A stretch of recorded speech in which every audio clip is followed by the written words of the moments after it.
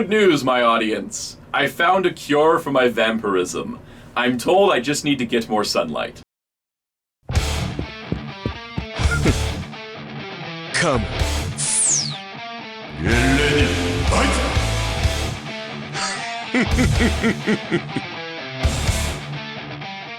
Hello, this is Soundout here, and welcome to the final day of Vampire Week on the Month of Monsters. Today's vampire is unique. It is a robot, a transformer, if you will. Transformers Collaborative Draculus is a new concept based on an old idea. It is taking the idea of a transformer that is also Dracula, and thus Draculus was born, for he features a transformation into a bat, which is the most appropriate thing a vampire and a Dracula could do. But did this concept come out of nowhere? Was it suddenly like Universal said, hey yo, Dracula's 90 years old, and Transformers was like, hey, you know, Transformers exists, and they just decided to collaborate? Well, that might be part of the story. However, in the 1980s, there was planned a line of Universal monster Transformers, and Dracula was of course one of them, turning into a bat. Well, that's not exactly the concept we got, and we're not exactly sure how the Creature of the Black Lagoon would have worked out. Those Transformers never came to be. However, it's still an interesting footnote because it led us to getting the Transformers Draculus in 2021. But, is this a unique Transformer? Is he built from the ground up? Transformers collectors, you know he's not. He's a retool. It's a collaborative piece. You got that. We know that. But let's find out. Is Draculus a good Transformer? And more importantly, is he a good vampire? Now, the Transformers collaborative line began by crossing over Transformers with other 80s properties. Ghostbusters and Back to the Future are two examples. We have Ectotron, who was the Ecto-1 from Ghostbusters, and we have Gigawatt, who was the DeLorean from Back to the Future. But Draculus takes a different approach. From the packaging, you can see that Draculus is representing a nice piece of artwork of the character, as well as a VHS-style box. That's the thing before DVDs, for those that remember that, and DVDs were the things before Blu-rays, which were the things before streaming. Media's come a long way. But anyways, the packaging's nice. As you can see on the side, really nice artwork of Dracula in a sort of cobwebby environment. The back of the packaging, of course, shows off Draculus in all of his vampire glory. And on the opposite side, you can see the Universal Monsters and Dracula 90th Anniversary logos in a VHS style. In fact, the box even opens like a VHS tape coming out of its cardboard sleeve. And the reverse side of the box does look like a VHS tape, which has been rewound. That person was kind.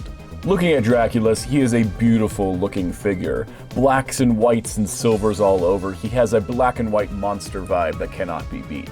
Looking at his head and chest, you can see that the head has bat features such as fangs and ears, but he also has the chest design, which is reminiscent of a three-piece suit. From the back, the figure has bat wings protruding from his beautiful cloth cape, cloth goods being an uncommon thing in Transformers. The cape itself is long enough to drape over his body, giving him that more concealed vampire look. There are slots in his cape allowing him to spread the cape wide and dramatic. He can look impressive as Dracula. The cape itself is held in place with a single peg, and it is fairly easy to remove if that's something you don't want to have on the figure. Dracula sans cape is not nearly as exciting. He looks impressive still, but there's something about the cape that really brings the look together. Articulation-wise, his head is on a ball joint, allowing for expressive range of movement. The shoulders are on ball joints, allowing for an additional movement. The elbows are double jointed. The wrists pivot. The biceps turn. The waist swivels left and right. Outward hips, forward hips, backward hips, thigh swivel, knee. Ankles that pivot forward and back, and left and right. Draculus includes a blaster, one that has a blood red tip to it that gives it such an impeccable feel. It's stylish, it's cool, it's Draculus. He also includes a claw shield of some sort, also having that blood red design. However, it's not as impressive, even though it does have two blaster ports and a blade. As alluded to earlier, Draculus is a heavy retool of the Transformers Titans Return Deluxe Class Mind Wipe. As you can see side by side, they share similar features to each other. However, they're not exactly the same mold. For example, the forearms have been changed not only to give Draculus longer, sharper fingers, but also to change up the detailing and designs around the forearms. As you can see from the front, they added a pseudo cuff design to Draculus to add to the suit look that he's going for, as opposed to Mindwipe, who was just arms. The torsos are quite different. In fact, they added a completely new torso design to Draculus to give him the suit look, and that also changes up the engineering on how he transforms. The heads are completely different. Draculus features a head with a collar. It's attached to the front part of the torso, whereas the head for Mindwipe is a headmaster. So now we're going to transform Draculus into his bat mode. I'm going to take these two weapons, the piece here. I'm going to plug the gun in like this. There's a couple ways to do this, but I kind of make this the tail of the bat. Then we're going to take good old Draculus himself. The easy stuff is like folding the hands away and then rotating these arms up and back, because these will become the bat legs. It's kind of a cool like somersault transformation. You want to make sure the cape is, you don't have to remove the cape, but you just got to make sure it's off of the main bat wing area. Actually, we're just going to take it off. That's a little bit easier. So now you can kind of see we got the bat head back here, which sometimes you can have it up here, but I think it doesn't work with the cape, so I kind of bring it down, but officially it's there. But we're going to take this section here, which is always the part that trips me up because it's different. Yep, we're going to pull this out like this, so that this moves the head back. I'm going to take this up like this. You can start to see kind of where we're going with the bat. We'll flip these wings back like that. We'll bring these legs down because they're into the new bat legs themselves. And then basically, you know, there is a cockpit area inside, like the old Titans Return Mindwipe, but that doesn't do anything. We're going to open these here so you can see the nice interiors of the red of the bat wings. We're going to get this lined up. So basically there's a little notch, little peg, little notch. So we're just going to kind of get all these aligned best we can so that they all line up. And it sometimes takes a little bit of shifting, but once you do, everything should peg together nice and solid, which is pretty cool. And then we're going to do the same for the other side. And like I said, you didn't have to necessarily remove the cape, but it's a little bit easier to do all this with the cape out of the way, just because it is fabric and that does impede a little bit. But once we got all that sort of lined up, make sure it's all pegged together, good to go. So we got kind of the bat mode, and then to kind of finish off the details here, we're going to plug the tail in here.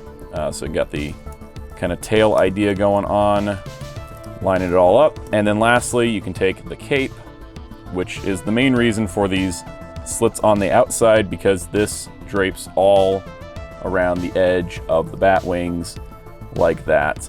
And there is Draculus's bat mode. Looking at Draculus in bat form, the blood red design carries throughout the wings. It adds to the blacks, it adds perfect contrast, and the cloth cape draped on top of it, even better. The only unfortunate part is when looking upon the wings, you can start to see product numbers and other detailed information that was required and hidden away so it wouldn't be seen in robot mode.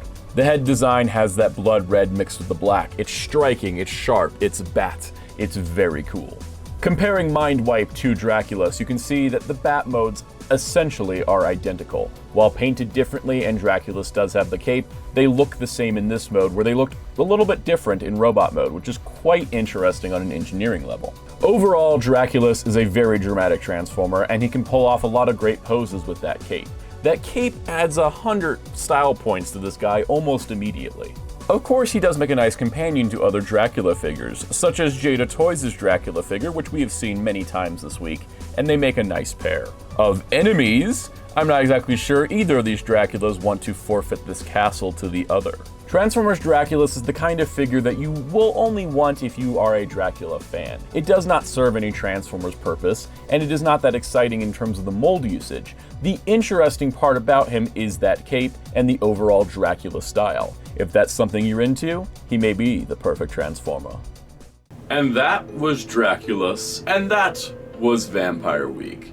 Thank you all for sticking with me. Next week we'll be picking up a new theme, but over the weekend we have some nice pre-recorded Wildcard Weekends episodes for you.